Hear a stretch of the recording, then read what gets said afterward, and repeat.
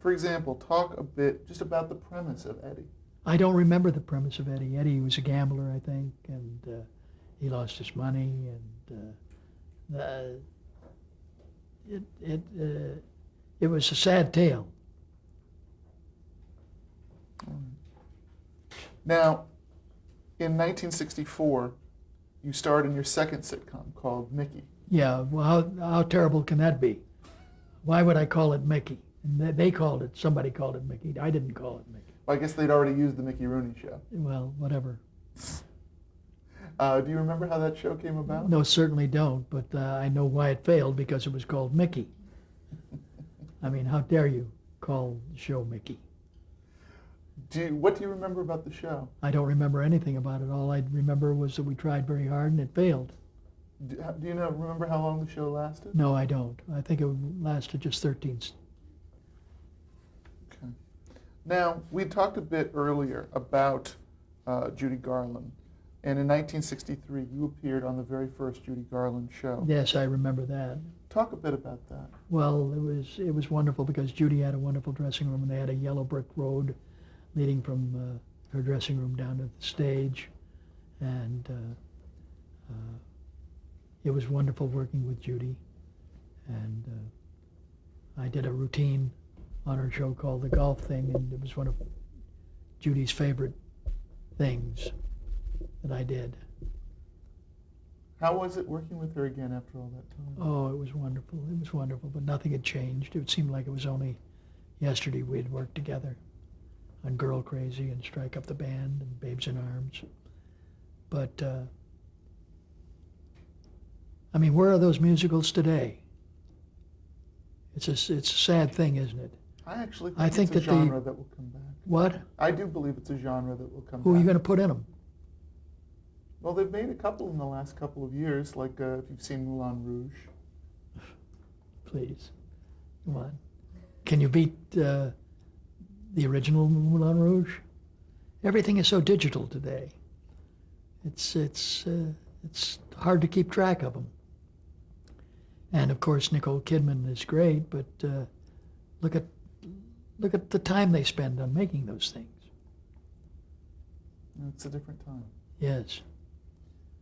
All right, let's talk about, again, some of the other notable television performances. In 1973, you performed on the NBC Follies. Do you remember the show? No, I certainly don't, but how was it? It was terrific. Well, that's you worked good. with Sammy Davis Jr., does that ring Well, a bell? I found Sammy Davis Jr. I brought him to the fore. I didn't discover his talent. He's always has talent. But I discovered him in Baltimore. He was a Will Maston trio. And I took him with me on my tour that I had. And Judy was with us. And they put the black people up very in the about the 6th or 8th floor, and they wouldn't let him down near the stage in those days. And so he came down one day and he said to me, Mick, Mr. Rooney, and I said, what do you mean, Mr. Rooney? You know my name, Sam. It's Mickey. He says, well, I just didn't want to do anything wrong. I said, you're not doing anything wrong. I said, what's troubling you, Sammy? He said, well, I want to sing, and I want, outside of dance, I know how to dance, but I want to sing and do impressions. I want to do voices and this and that. And I said, well, do them. He said, but you don't understand. I'm black. I said, really? I didn't notice. And we were friends right at the end. He was a great talent, and there'll never be another Sammy Davis Jr. Absolutely. Well, you've certainly appeared on all of the great talk shows in the history of television. Yes. Talk a bit about some of the memorable appearances, just for example with Jack Paar. Well, Jack Paar and I didn't get along too well, I don't think. He had insulted me on the air, and I said, well, then maybe I'd better go, and he said, maybe you'd better. So I left the show, and of course there was a big to-do about that.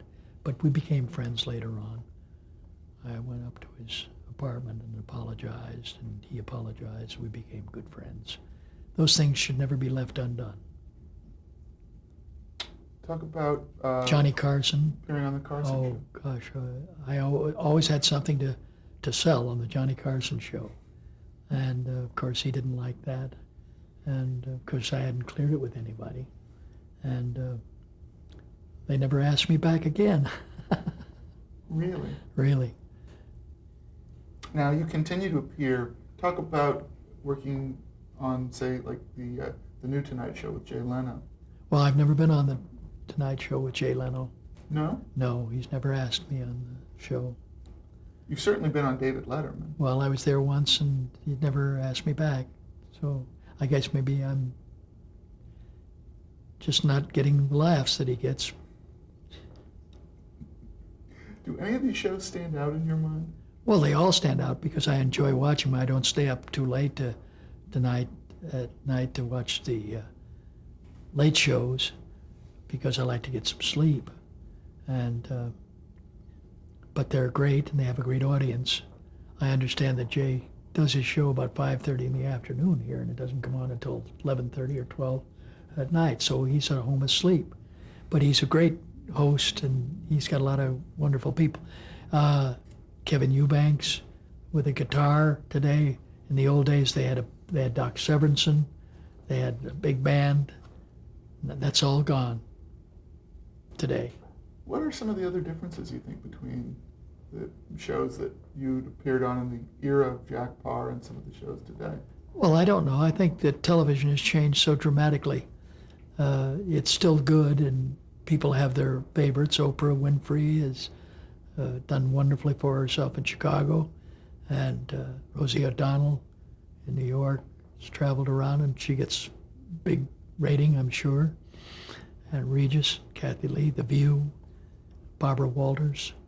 I used to work for her dad's at the Lou Walters Supper Club in New York, and that was many, many years ago. Bobby Van and I did work there. Or was it Joey Foreman? I don't know.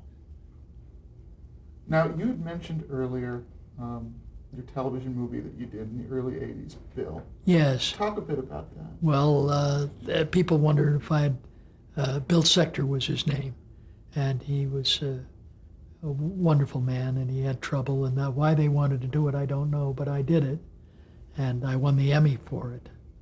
And my wife was with me, Jan was with me, and it was a wonderful moment for Jan and myself. Talk a bit about the character, though. Well, it's he was an impaired man, and how do you talk about that, you know? And I did him the best of my ability. Dennis Quaid was in it with me, and I think it was one of the first things that she ever did.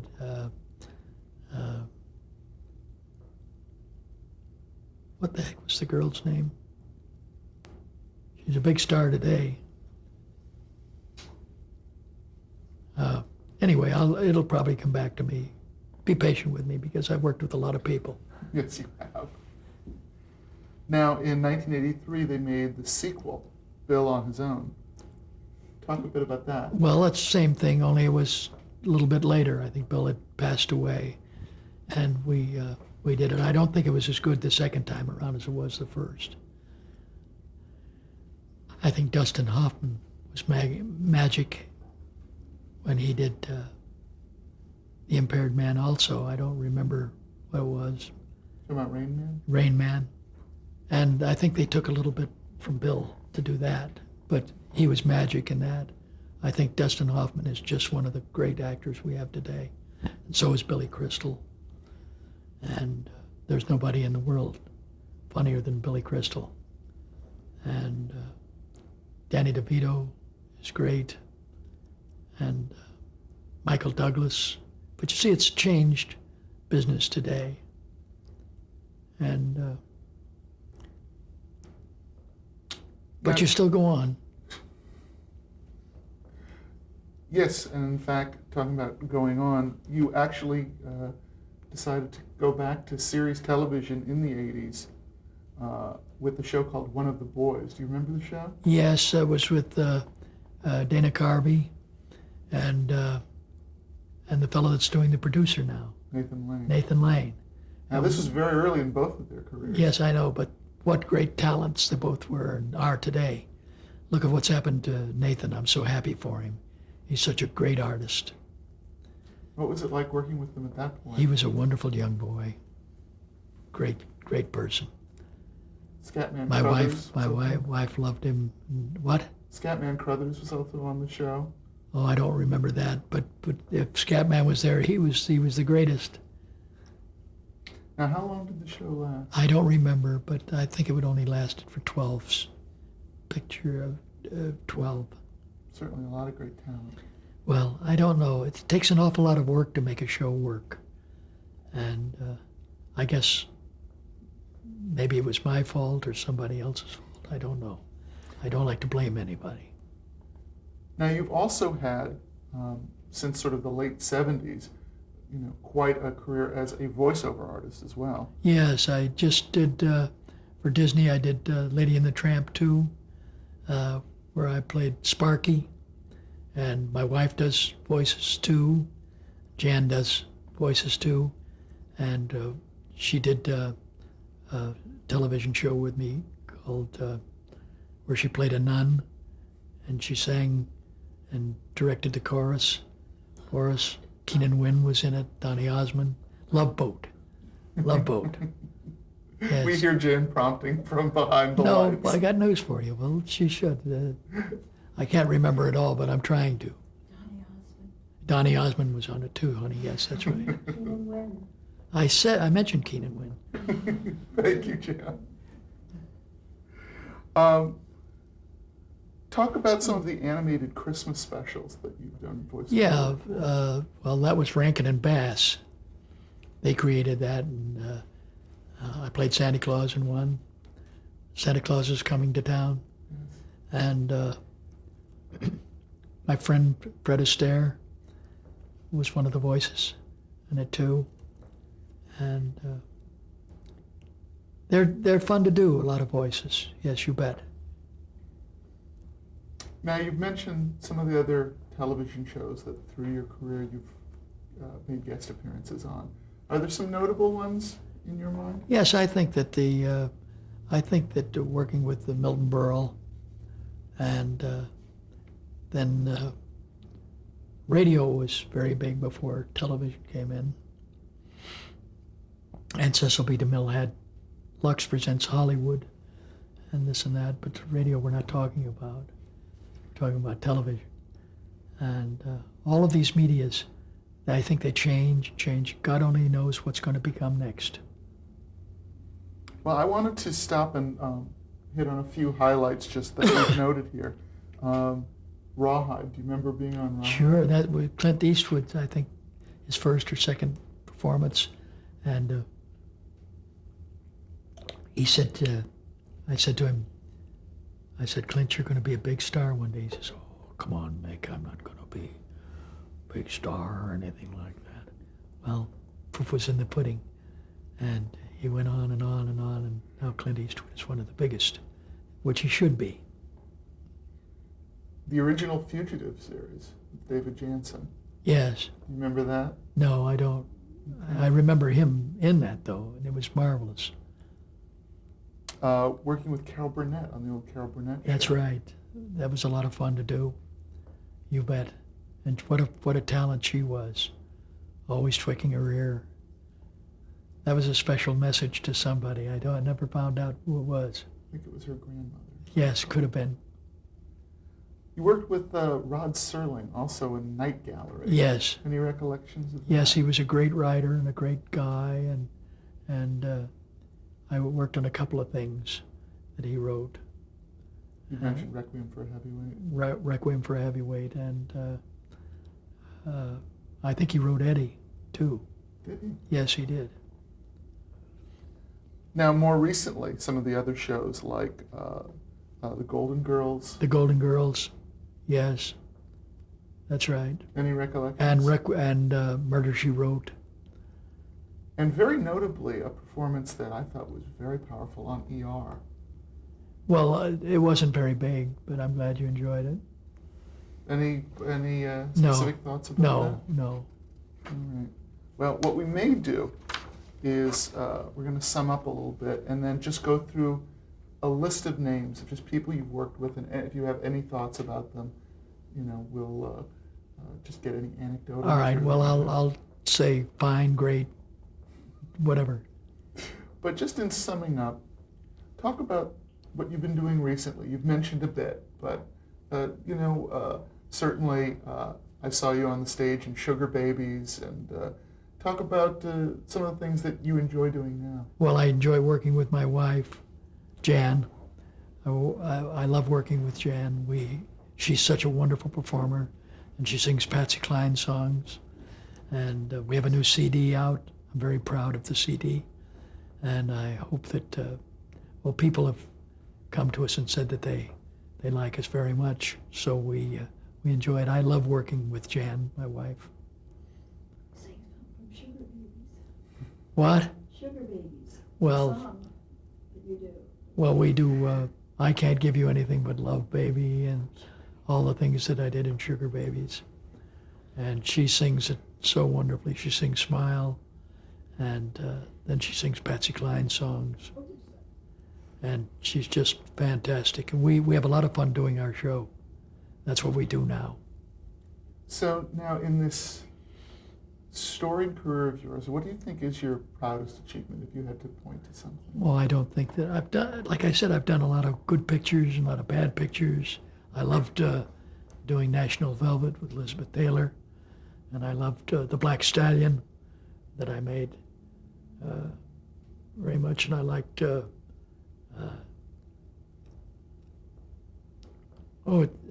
like Drive a Crooked Road, and I liked The Big Wheel, and like I said, I made a lot of pictures that were good and a lot were bad. But you do your best that you can doing what you're doing. Any regrets that you think that stand out in your mind? No, only that I wish I hadn't made the mistakes I made, and you wish the mistakes you hadn't made too. We all make mistakes, and of course, being in this business is one of the most proud things I can ever be in, being it with my wife and myself, my wife Jan, and myself. What advice would you give to an aspiring actor just starting out now? Do the best they can and keep going. It's very tough, I know. Getting an agent, getting into the business today especially, it's very, very rough. But keep going and don't give up. Don't give up. That's what Jan and I always say. They ask me when I'm going to retire. I say, I'm not going to retire, I inspire. That's wonderful. Now, as well as being an actor, you're also an inventor. Talk about some of your inventions. Well, I've invented too many things. Let me put it that way. I guess when I've invented a lot of foodstuffs and things like that, and we won't go into it. No. You don't want to pitch anything? Not now. No, not for the archives. Thank you. Okay. Did you ever have a mentor that you would want to acknowledge? No, just my mother and my father and of course Jan, my wife. She's done most of the work for me. I mean, since you came into the business at such an early age, just talk a bit about how that formed you as not only a performer, but as a person. Well, you can't tell that. You're growing up just like any other child, and you just, it's tough to chronologize those things. How would you want to be remembered? That I was a nice guy and that I tried. I did my work well. Well, what I'd like to do is just go through, again, a list of names and anything that you'd want to say about the person, an anecdote. Go ahead. Just thoughts. Start with Busby Berkeley. One of the greatest directors of all times. There'll never be another Buzz Berkeley. Dick Powell. Wonderful singer who became a great actor, and wonderful person. Liz Taylor. Liz Taylor. What can you say about a multi-Academy Award winner like Liz Taylor? Cat on a Hot Tin Roof, and having done Cleopatra. This was hard for me to see that this was the little girl that I did National Velvet with. What was she like as a young girl? She was a wonderful girl. She was a wonderful little girl. Confident? Yes. Did you know that she was destined for the kind of greatness? I think I did. Yes, I did. I think Clarence Brown, who directed our picture, knew that too. Audrey Hepburn. I never worked with Audrey Hepburn, even though I was in Breakfast at Tiffany. She was a wonderful lady, and I wished I'd worked with her on Breakfast at Tiffany. Red Buttons. Red Buttons I found in Washington, D.C. and brought him to Metro-Goldwyn-Mayer. I found him doing his performance with Edna, his wife, at the Capitol Theater. And I phoned Mr. Mayer and I said, I've just seen the greatest comic you've ever seen in your life. He says, what's his name? And I said, Red Skelton. He said, well, have him call me. Who's his agent? I said, I don't know anything about it, but I'll tell you what, I'll have him call you. And I gave him Mr. Mayer's number and he called him, and that led it. Billy Barty.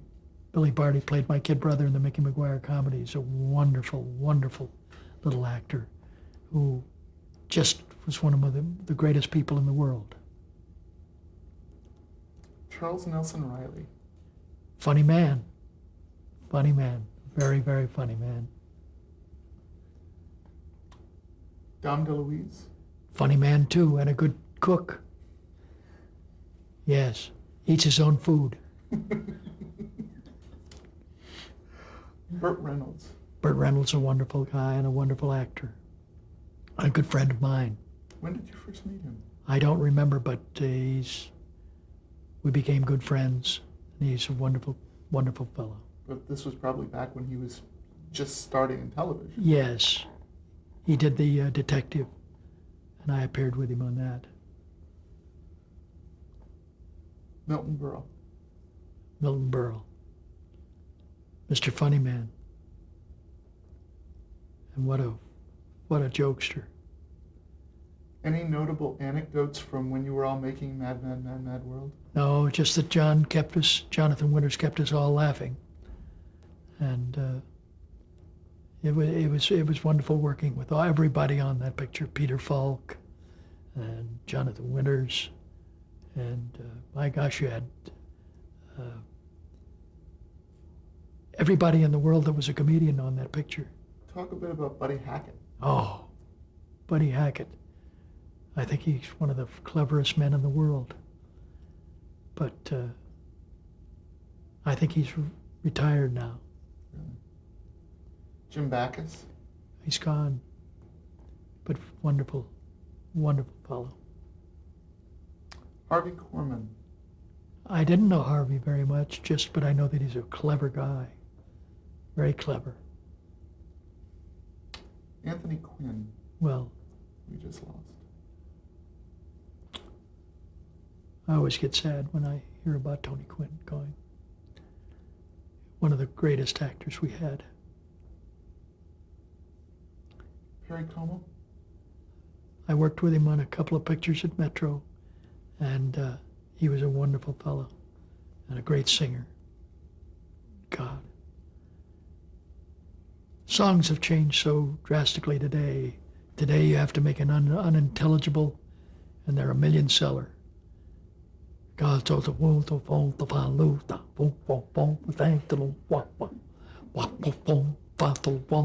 baby. That's pretty good. I think we can sell that. You mean you like that? That's not like Ira Gershwin or George Gershwin wrote. Or Rodgers and Hart.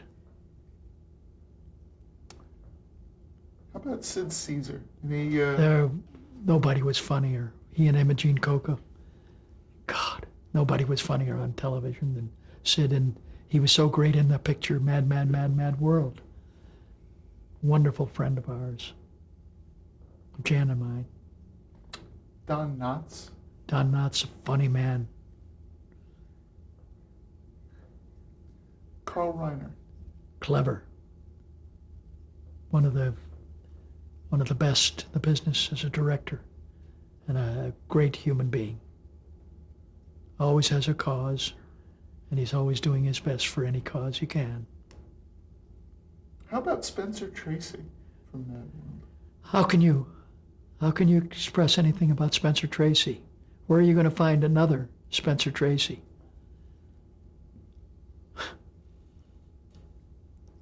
Lucille Ball? Great performer. I did one Lucy show with her, and she was brilliant. Well, I know you've talked a lot about the act, but one last name. Maybe you can talk a bit more about your wife, Jan. Well, there's nobody in the world like Jan. And she's seen me through good times, tough times, and she's still with me today. And we've been married for 30 years. And I could never find anybody in the world that I adore more than my wife, Jan. That's wonderful. Well, Mr. Rooney, it's been a pleasure. Well, thank you, Dan. Thank you very much. Thanks for being so nice. Thank you. Fantastic. Thank you. Was it all right? Absolutely. It was great.